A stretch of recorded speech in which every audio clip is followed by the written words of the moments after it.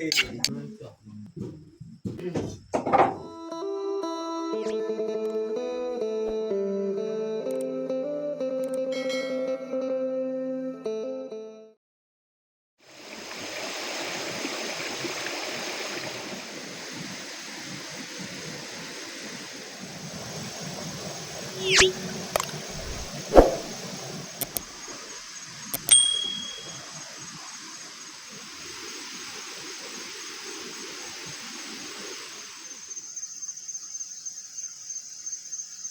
รับสบายดีแล้วก็สวัสดีเบิร์ดสู่ผู้สุคนเนาะยินดีตอนรับเข้าสู่สองมุกดาเนาะแล้วก็สำหรับมื้อนี้ก็ปล่อยเข้าสวนเนาะสีมาเก็บพืชผักอยู่สวนให้เก่าเนาะส่วนน้องมุกดาแม่นมื้อนี้ยังอยู่บ้านเพราะน้องมุกดานี่ค่ารวมหรือว่าประชุมเพราะว่ามีเรียกอยู่บ้านเนาะโครงการมาเนาะพอดีน้องมุกดาก็คือไปรวมไปประชุมน้องจังหันอยู่บ้านก็เลยน้องมุกดากับบ่ได้เข้าสวนเนาะก็เลยมื้อนี้บ่ยืมจะเข้าคนเดียวเนาะก็สิเก็บพืชผักตามสวนนี่แหละแล้วก็จะปล่อยกลับบ้านเฮ็ดกินเฮ็ดอยากอยู่บ้านเนาะมื้อนี้ก็บ่ได้เข้าให้โอเคไม่แต่ทุกคนติดตามเบิ่งติดตามชมกับพวกเฮาได้ยาวๆเลยโอ้พี่น้องเอ้ยนักหลายบาทนี่ส่วนอ้อยของเฮานี่ถล่มเบิดเลยนี่แต่นี่ลงลุ่มเลยเนาะต้นอ้อยนี่ล่มเบิดเนาะเพราะว่าฝนตกเลี่ยนติดเลยเนาะแต่เมื่อวานนี่มันเปื่อยดินนี่ยังมันเปื่อยมันอ่อนนี่ต้นอ้อยมันล่มเบิดแถวลุ่มแห่งลายนี่ตัวนี้ก็สงสัยสิล่มคือกันจะหน่อยถ้าว่าตกตลอดอีกฝนนี่ตกตลอดนี่ล่มเบิดนี่แถวลุ่มฮะแต่เฮาสิเข้าไปทั้งลุมพุทธเนาะไปหาเก็บยอดมักยอดมักบวบนั่นแหละอยู่ส่วนนี้ก็ไม่ได้ยอดมักบวบยอดมักแหละแนวอื่นกับบุซูมีมักพริกมักพายนี่แหละแถวนั้นนี่พี่น้องเบิ่งนี่เบิดเลยแถวนี้นี่อ้อยนี่ลบเบิดเลยพูดอีกฝากเบิ่งนั้นอีกนี่แหละทั้งลุมเขาสิลองไปเบิ่งมักพริกก่อนเนาะหาเก็บมักพริกแล้วจึงหาเก็บกับยอดมักมักบวบเนาะส่วนผักอีคูที่เขาเสียมือนั่นแหละนี่แปลนดีแล้วมักพริกกะล้นแล้วบ่ได้มาเก็บ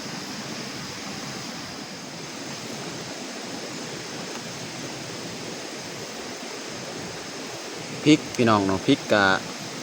มันบ่ค่อยมากปานใดเก็บตลอดเนาะ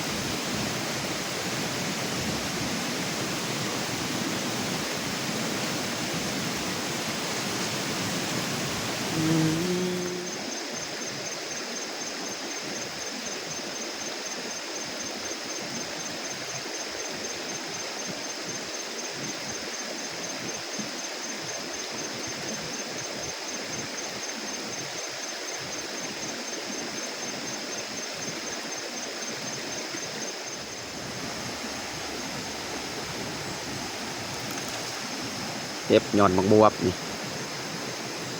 ยอดบักบวบกับงามพี่น้องนี่หลายปีแล้วเขาเก็บกินยอดบักบวบ2 ปีกับปีนี้แหละเขาปลูกแต่ปีกายนะ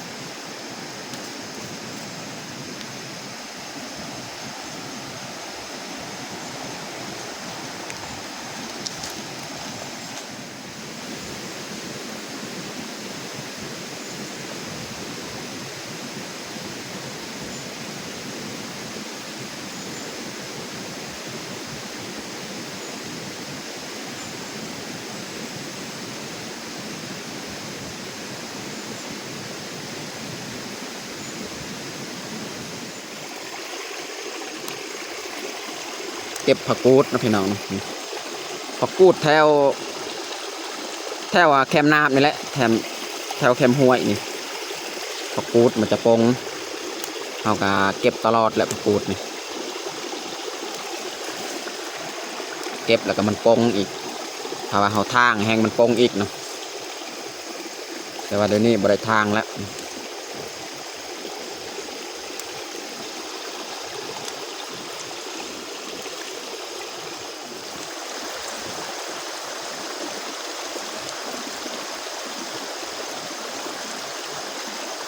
ผักกูดมันจะมีลายแถวนี้ไปกินเทิงเลยผักกูด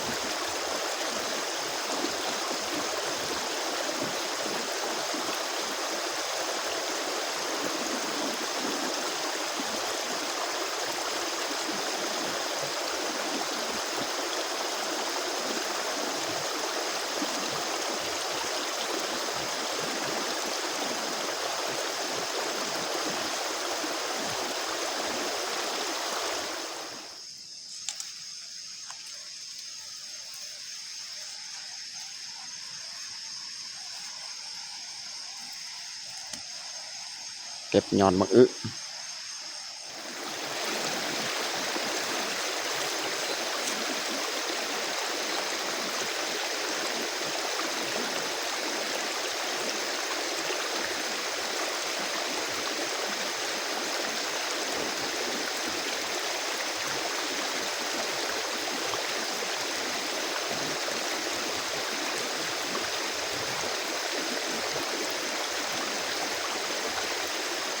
ยอดมะบวบ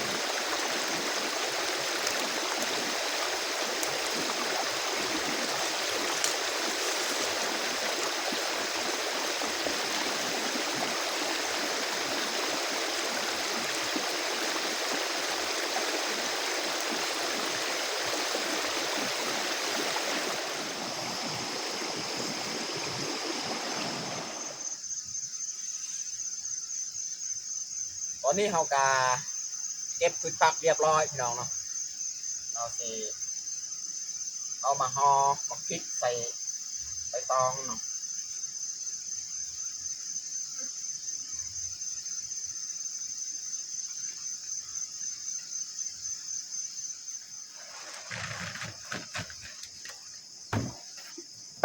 มาพริกจะได้แต่ชนี้พี่น้องนี่มันผักปนกันยอดมะอึยอดมะบวบผักกูดพริกขี้หนูพี่น้องนี่เผ็ดดีมาพริกอันนี้นะ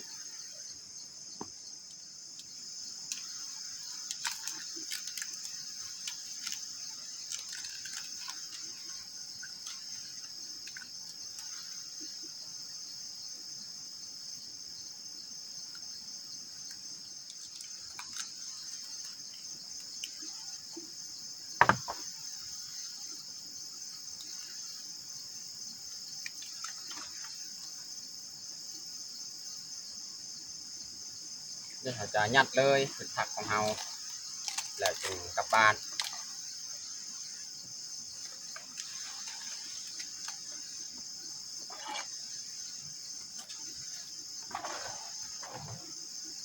เรียบร้อยพี่น้องสีกลับบ้านเลย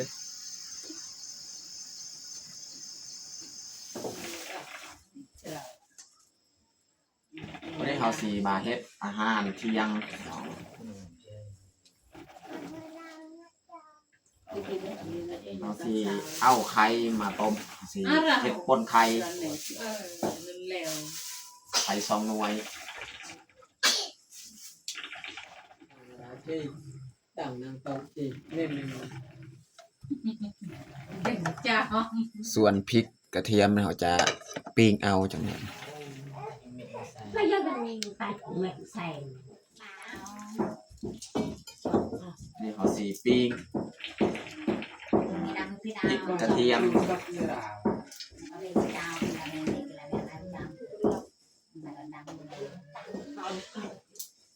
ตัวว่าทางมา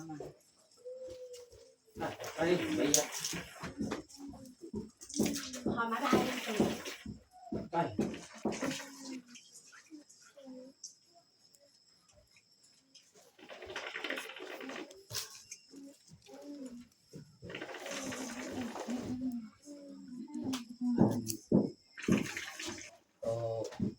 สีเหลืองๆนี่เป็นคล้ายคือตัวสีขาวเป็นแข็ง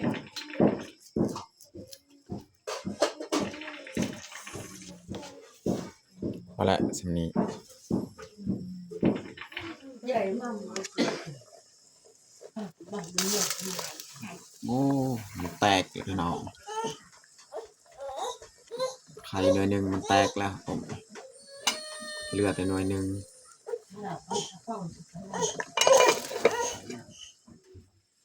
ตอนนี้ก็สุกเรียบร้อยแล้วไข่เฮาต้มมันเขาจะป้องเลย ตัว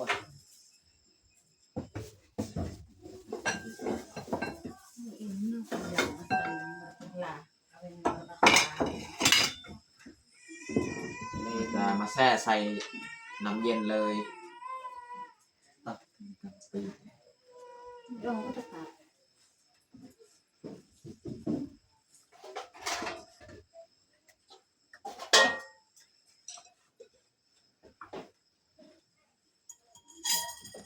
ตัวนี้แตกพี่น้องเราจะปอกเลยถ้าว่าเฮาบ่อัดพาหมอเมื่อกี้นี่น่าจะบ่แตกไข่นะบ่อัดไว้ก็เลยมันแตก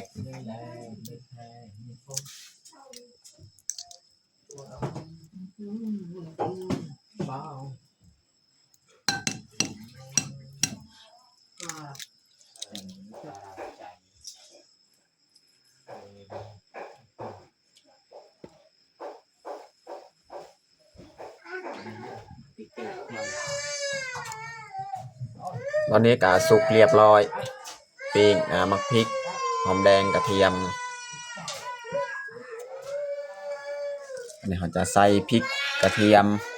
เกลือผงนัวนะครับตำ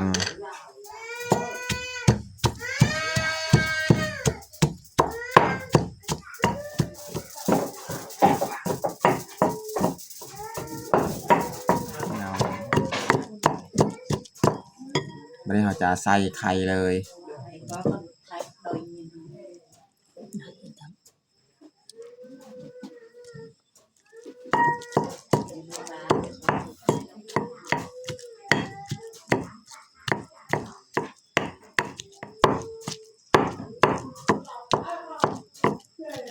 นี่เอาไว้ให้มักแพงอีกซอยหอมบัว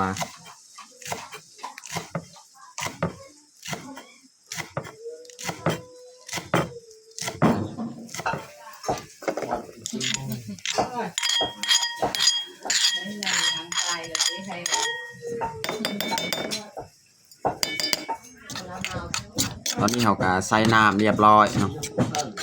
เขาสิมาใส่หอมบัว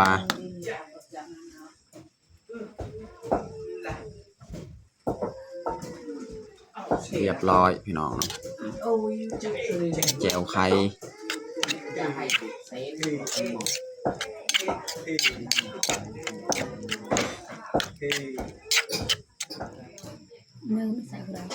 ตอนนี้ก็เรียบร้อยเฮาแต่งข้าวของเฮาแจ่วไข่พี่น้องเนาะบ่มีแนวอื่นเฮ็ดแต่แจ่วไข่สำหรับอาหารเที่ยงของเฮากับเบิดซุนี้ ตอนนี้ก็เรียบร้อยเฮาแต่งข้าวของเฮาแต่เฮาจะลงมือกินข้าวเที่ยงเลยเอามาเด้อทุกคนมากินข้าวเที่ยงนํกัน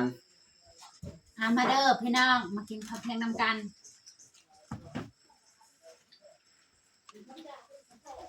กินข้าว2คนมื้อนี้น้องแพงน้องพลอยก็ออกไปเล่น